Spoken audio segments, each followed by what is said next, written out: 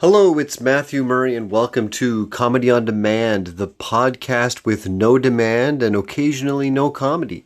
It's me, comedian Matthew Murray. I'm hypercritical, I'm told. That's the constant piece of I'm actually thinking about renaming the podcast Matthew Murray Hypercritical, because I find everything I write down to talk about in my podcast on a week-to-week basis is basically just me complaining about other people and how I do things better. And I'm not wrong. So I don't know. You tell me. Maybe I should rename this. But I'm back. I'm here. I'm hyped. I'm excited. I'm back in my office, which is nice. I'm back at regular volume. Last week was a poor choice to try and do that in the living room.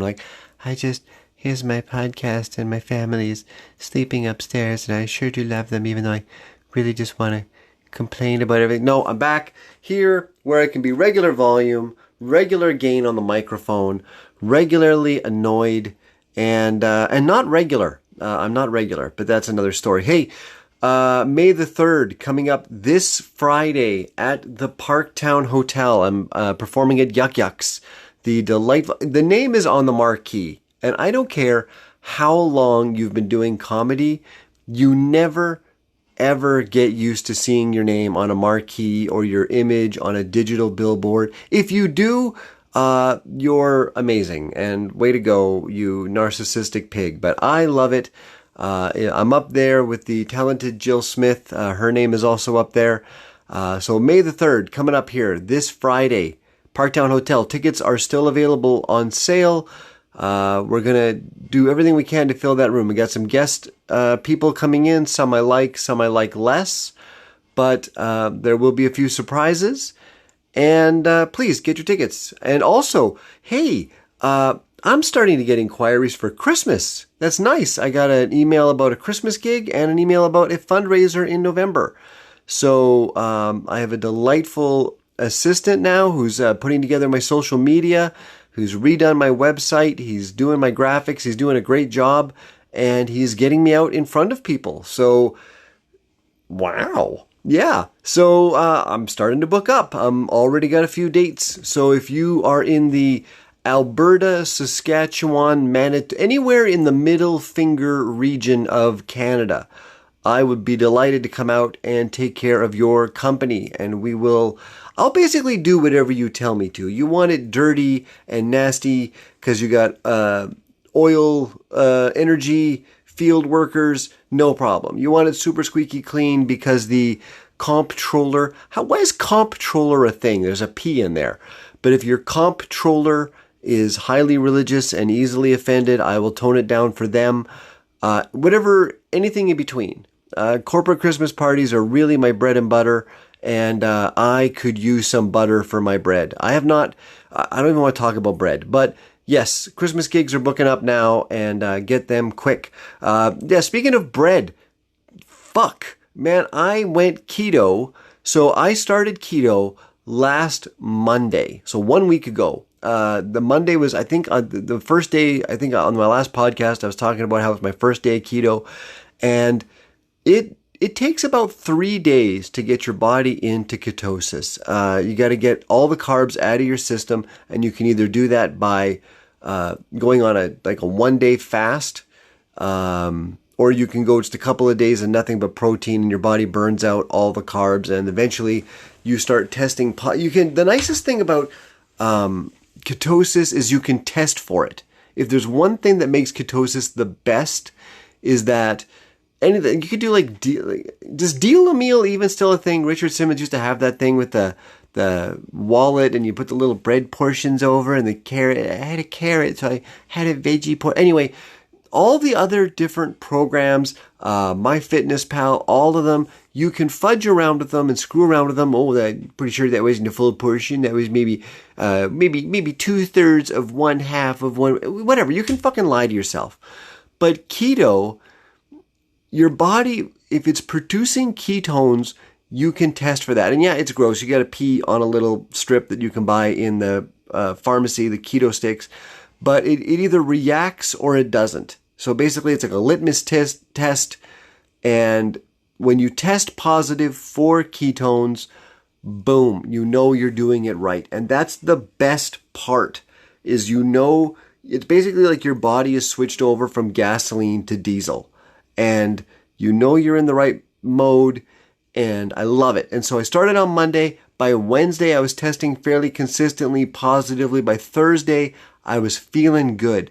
And on Friday, we made a mistake. We put a big family casserole, one of those pre-made things you get from M&M meat shops, which are amazing, by the way. I don't know. M&M is like, if I lived by myself, I would basically, M&M meat shops would be my entire freezer and fridge. That's all I would do. I would just go over there. It's perfect. The food is amazing. Add heat and eat. That's my level of cooking. But by Friday, we had this big, delicious casserole, squash, some creamy, noodly goodness. And we just weren't going to let it go to waste. So on Friday, I went, okay, you know what? I dropped like 4 pounds. I was down 4 pounds right off the bat. I'm like, great. I'm taking in protein. I stayed in the gym. I got a new maximum bench press. I'm feeling great. And Friday, I threw it all out the window. And here we are on Monday, and I am eating like a filthy whore. Like, I don't mean to offend. I am just shoveling back to high octane garbage. So I'm trying to stay positive. You can hear it in my voice. I'm feeling super positive. I've had a great day today. But I'm going to stay positive. I know I can get into ketosis. I know that on May the 1st, I'll be able to get there where I need to be. So May, we're doing it for May. I got family buy-in now. I've talked to the better half, and we're like, okay, May, we're doing this. If I can go all of May in keto, then I should be in good shape by June, which is when vacation. We're going down to Vegas for our vacation in June, and I just want to be in the low 270s when I get off the plane in Vegas. I desperately, desperately need that. So we got every Tuesday night at our place is date night. I got a nice date night coming up tomorrow night. It's payday, end of the month. We'll have a nice date night, and then May 1st we'll be on it. So next podcast, we'll be going. But I got a chance to appear at TAPS last Saturday. A huge thanks to TAPS Saskatoon. And I tell you, they set a nice table. Their floor plan is not fantastic when it comes to trying to get the whole venue engaged. So they sectioned off a good portion of the room where the sight lines were good. The booker brought good sound equipment, and everyone who was there to laugh. Like, it wasn't one of those bar gigs where the MC had to do 10 just to sort of get them listening. Everyone was dialed in. They paid a cover charge. They tipped well. And Mike Dambra, the headliner, he tore it up. And I had a great time. I had some new stuff that worked, some new stuff that did not work. But that's what those types of sessions are for. So huge thanks to the booker there, Jarvis Zawatsky of TAPS Saskatoon. Thanks to Jarvis, who booked the gig. Thanks to TAPS Saskatoon for having us. The food was great. Everything was great. And that was great. So I pulled the pin on Friday back on eating garbage. So Saturday at TAPS, I filled my face with booze and food and everything, and it was awesome. But I'll get there.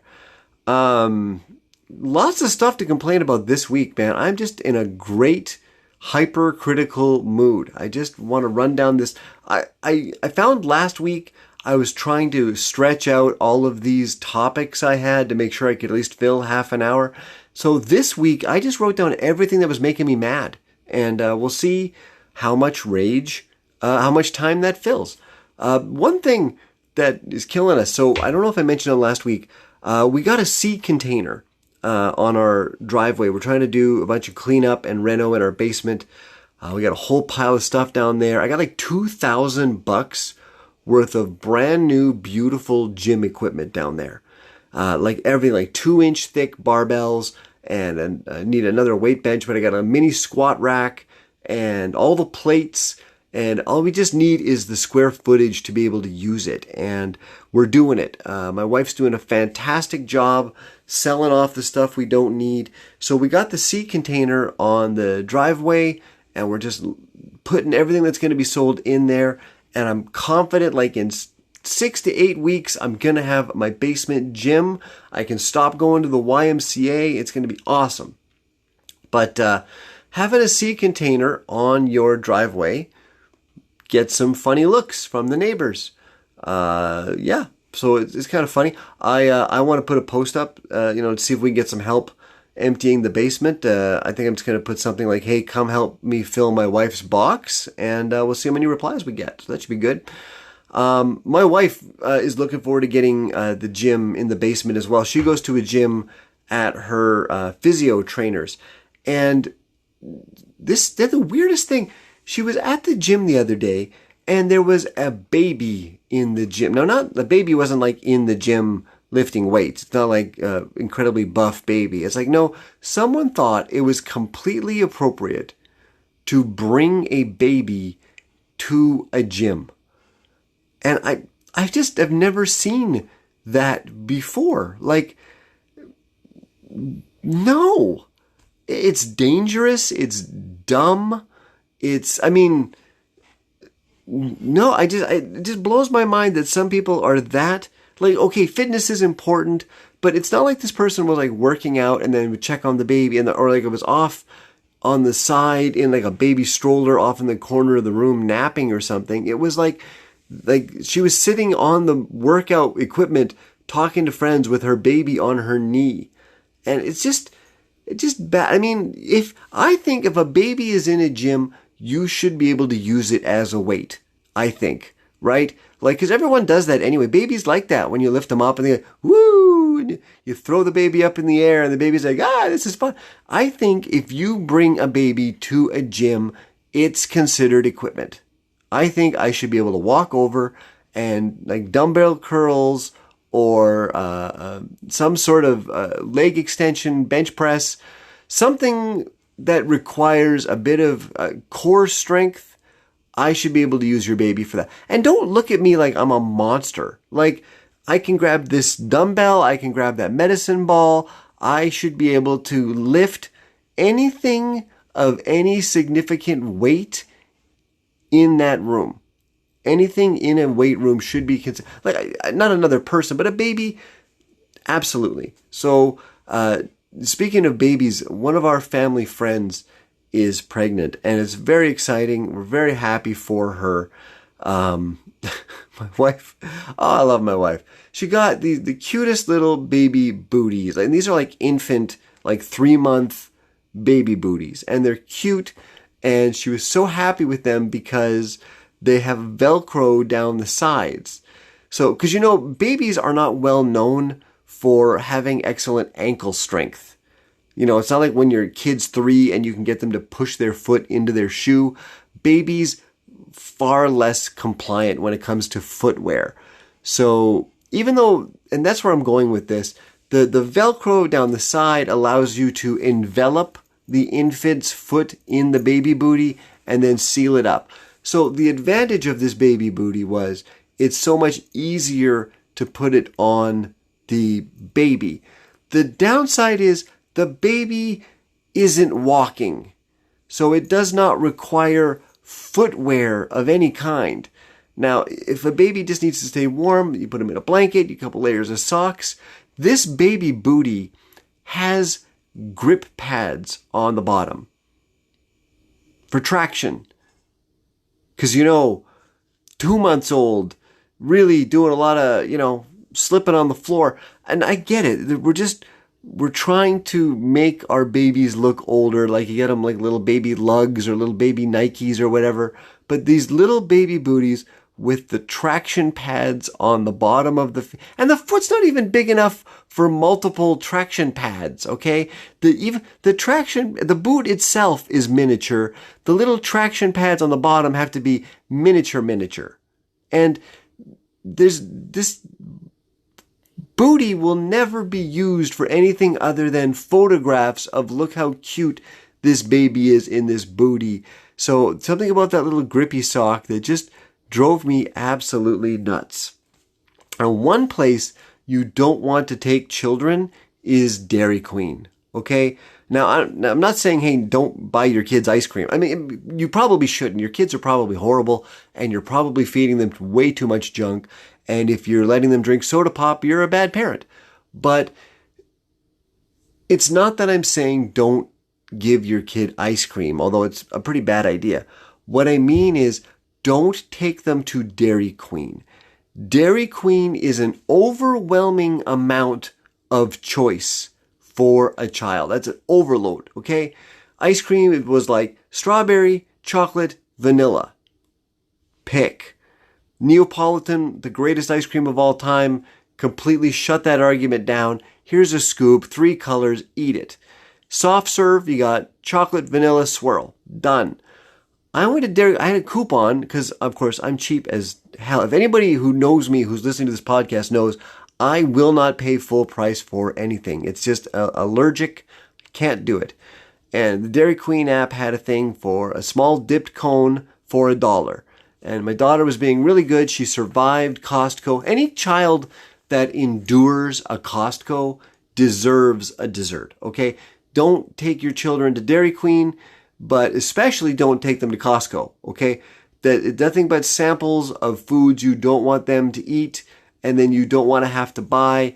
No one needs that big a muffin, okay? Costco, you're killing the world with enormous muffins, okay? They're just balls of death. So don't take your child to Costco, but we did because we don't have a babysitter because we trust nobody. So we went to the Costco.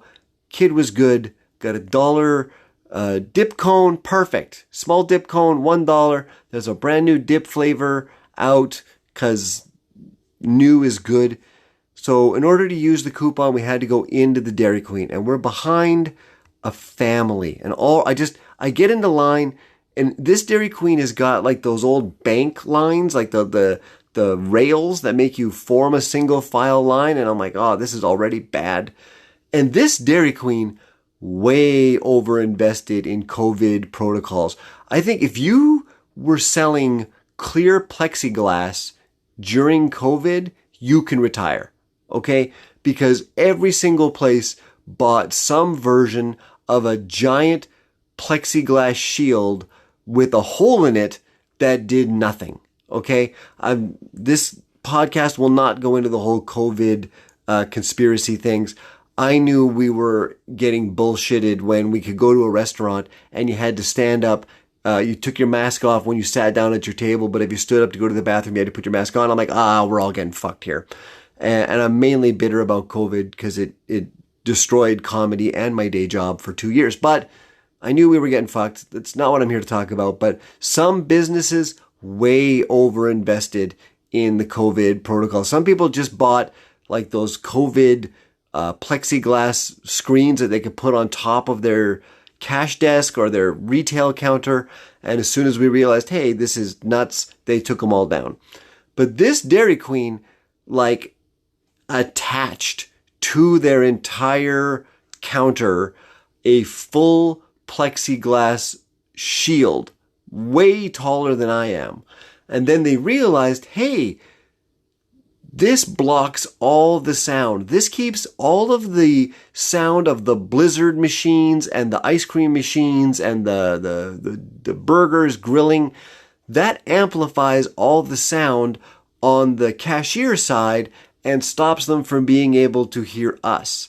So, of course, the solution was to put one of those electronic speakers like they used to only have for parking attendants right in the middle. So there's a little metal grate that is a speaker that's going into some sort of microphone speaker system. And then she talks, like she's literally 12 inches from my face.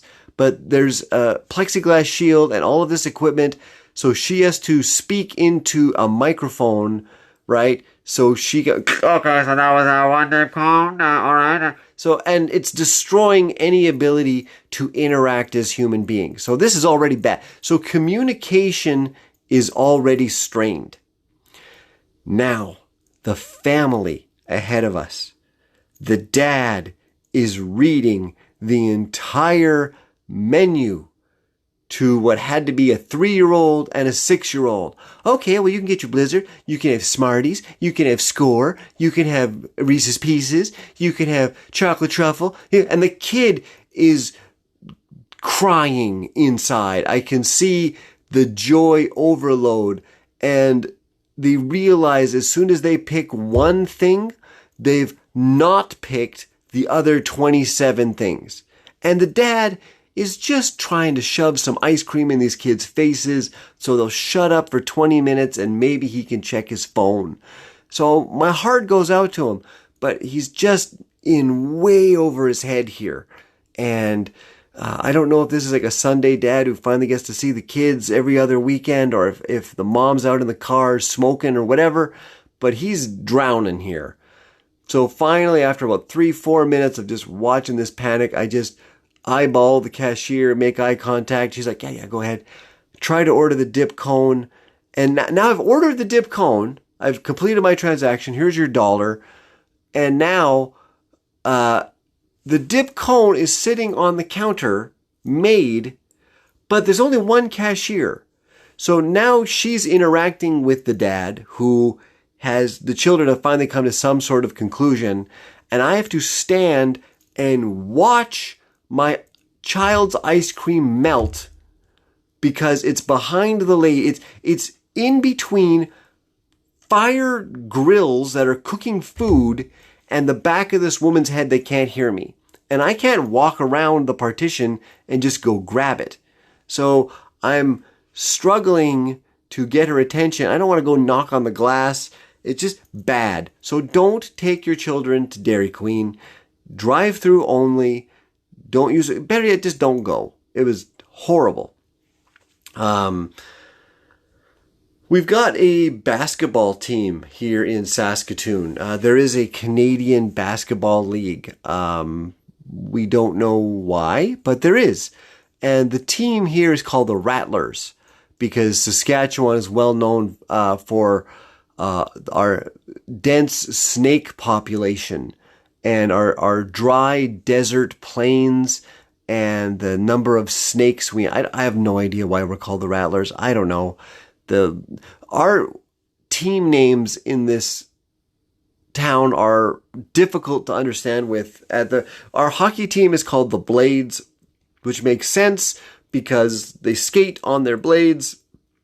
It is also a way to do hash, which I'm sure a lot of people who go to those games do. But at least it makes sense. We've got a baseball team coming called the Saskatoon Berries. Because we have a Saskatoon Berry here. Could you put any less effort into the name of a baseball team than the Saskatoon Berries?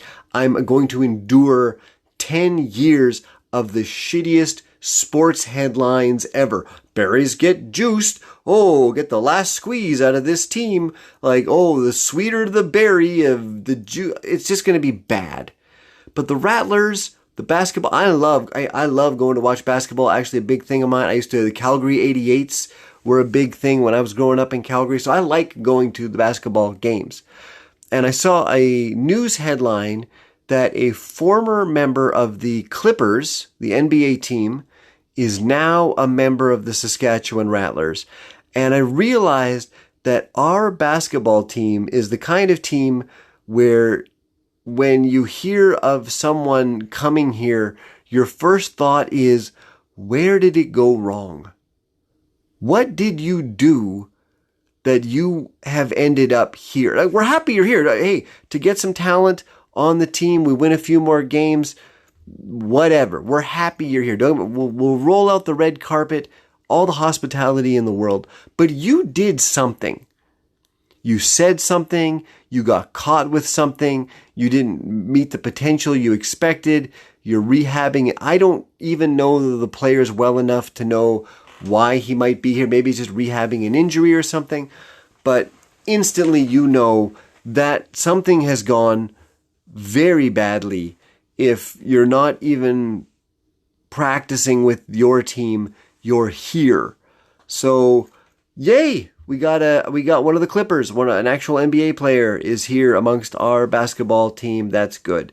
Because we need things to go do here in town. We have got a local theater. So I went to Persephone Theater, which is our live theater in Saskatoon.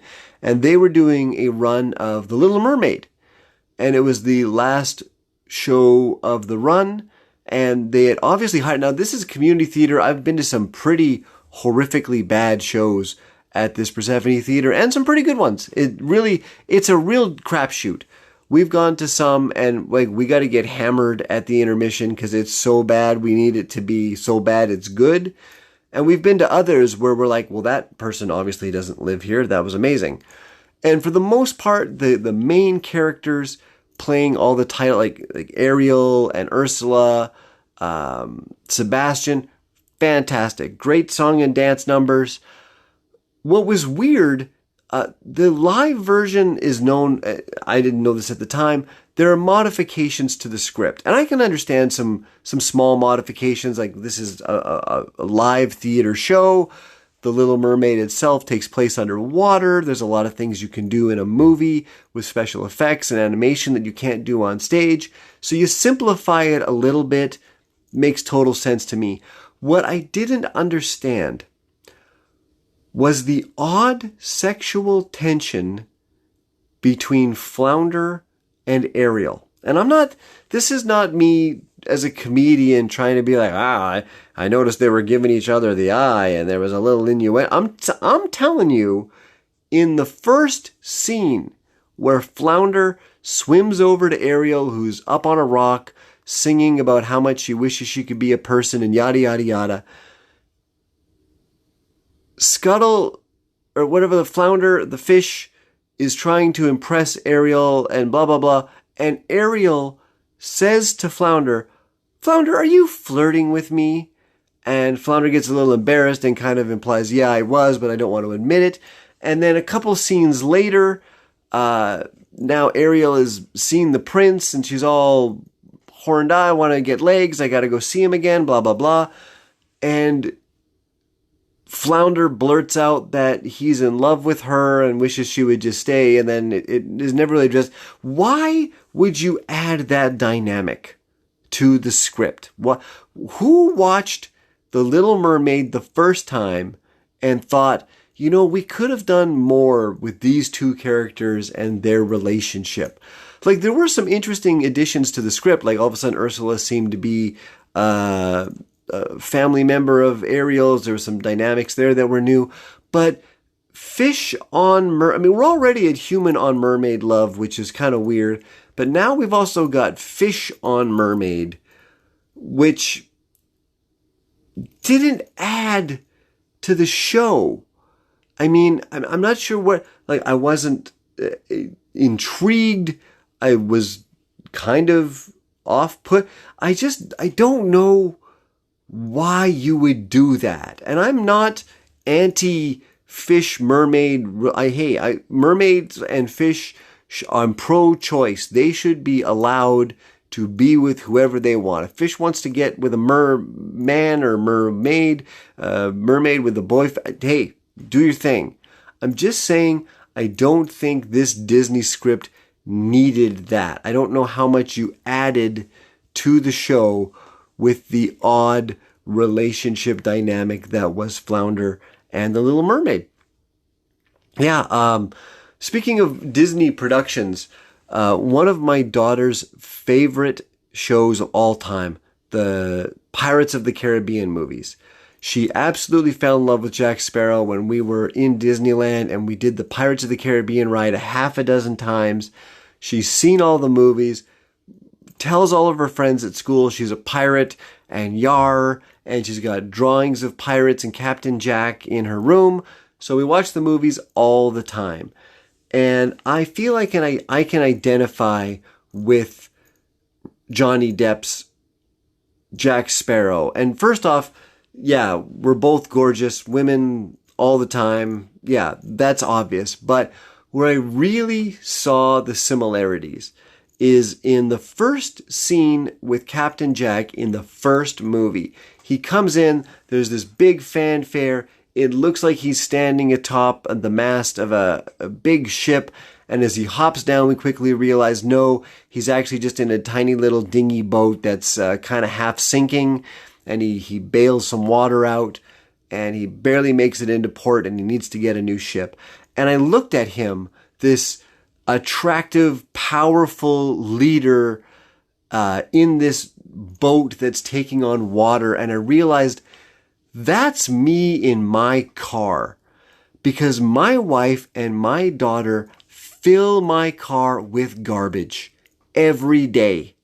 In order to keep the boat afloat, you must bail the water out faster than it's coming in.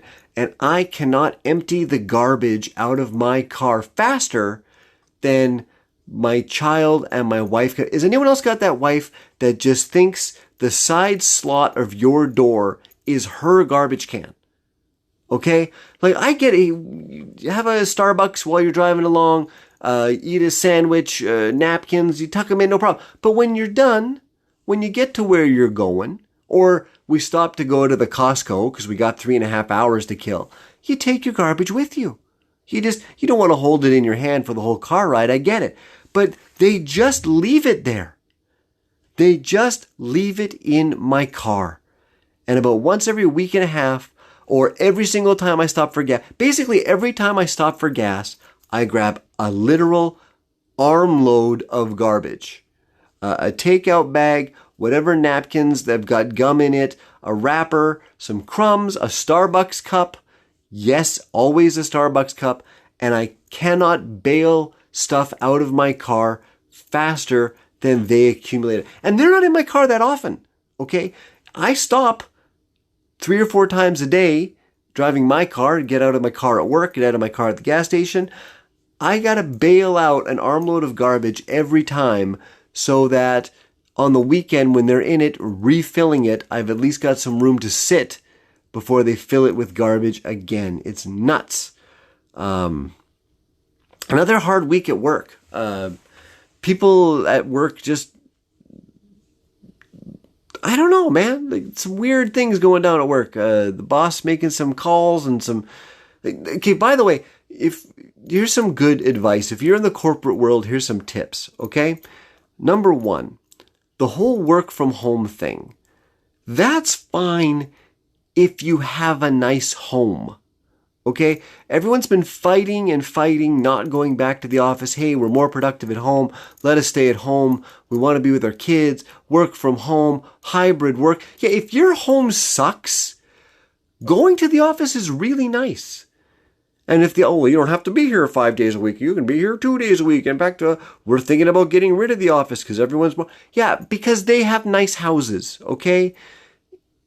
Work from home is only nice if you have a nice home. Second little tip for my fellow office people, if your boss ever sends you a message past 3 p.m. that says, have you got 5 minutes? It's not good news. Never. Okay? I get those little, hey, you got 3 minutes, got 5 minutes messages all the time. But if it's after 3 o'clock and it's, hey, and there's no sudden, like, hey, have you got 5 minutes to talk about the blah, blah account? Or, hey, have you got 5 minutes to go over this spreadsheet? No problem. But if it just says, have you got 5 minutes and it's after 3 o'clock, you don't. Okay? Just don't end the day on bad news. Ask them, hey, is tomorrow okay? Book 10 minutes in my calendar. You're still going to have to get that bad news, but don't take that after 3 o'clock. Have you got 5 minutes? Okay? And another tip for people working at home or working in the office thing, nothing ever good comes after the word respectfully. If you get an email that starts with respectfully, comma, new line, or you read a Teams message or a text message, anything that starts with respectfully will not be respectful. It just won't, and just don't read it. Just don't read it. Just assume they called your mother a goat and that you stick your head up your own ass. Because that's all it's going to say. So any messages that start with respectfully, don't bother reading them. Just don't. Because if it was really important, they'll come back around again and they'll say, as per my last message, and you're like, oh, okay, I really got to read that. That's 35 minutes. I'm having a good time just ranting away. By the way, one last thing, nut milk, okay? My wife's trying to eat healthy as well. She got some discount. There's a juice company in town. She got a few. You can't say nut milk in a comedian's house and not expect him to make a joke, okay? Nut milk is just funny. Whether you're milking a nut, whether you're nutting, anytime, like, nuts do not produce milk. So if you say nut milk in a comedian's house, it's not his fault for making a joke, okay? That's just floating a softball in the strike zone, begging for it to be hit out of the park. And for bonus points, when I wrote down nut milk in my phone as a note to talk about it on the podcast, my phone auto-corrected it to butt milk. So even my phone thinks nut milk is funny, and I don't know what butt milk is. I don't know if I've ever written butt milk down before in my phone, and therefore now it's part of my online dictionary. It shouldn't be. I've never milked a butt or I can't even contemplate a sentence where I would say butt milk. I can't even say hey, we could have water, but milk would also be good, because that'd be a different butt. So nut milk, butt milk, both hilarious. Not my fault. I got other shit to ramble about, but I've had enough. I've got a small medical procedure. I got a spot I got to get cut out of my head tomorrow. I got one of those. Apparently, I'm as white as they come. And I saw a dermatologist, and he just looked at me and was like, "Yeah, you should never be in the sun ever." So I'm gonna get a spot with some funny cells, not funny haha, but funny, we don't know what those are, cells cut out. So I'm gonna go get that done tomorrow. I'll let you know how that procedure went next week. While I'm also in keto, I got a bunch of other stuff to complain about. Maybe I'll just call this hypercritical. I don't know, you tell me. But thank you. The one last thing I want to say is at Taps at the show on Saturday, someone came up to me before the show and said, "I heard about this show when you mentioned it on your podcast earlier this week, and that's why I came and bought a ticket." And that means the world to me, that people are just suckers. That I can tell them, I'm kidding. It just really meant a lot to me that someone heard the podcast and went, "Yeah, I would pay a couple bucks to hear this guy's comedy." Thank you to the person that came and said that. I expect you to buy a ticket on May 3rd, this Friday, and see more. But thank you. I really appreciate it. Thanks everyone for listening. I should have a cool sign-off line, but I don't.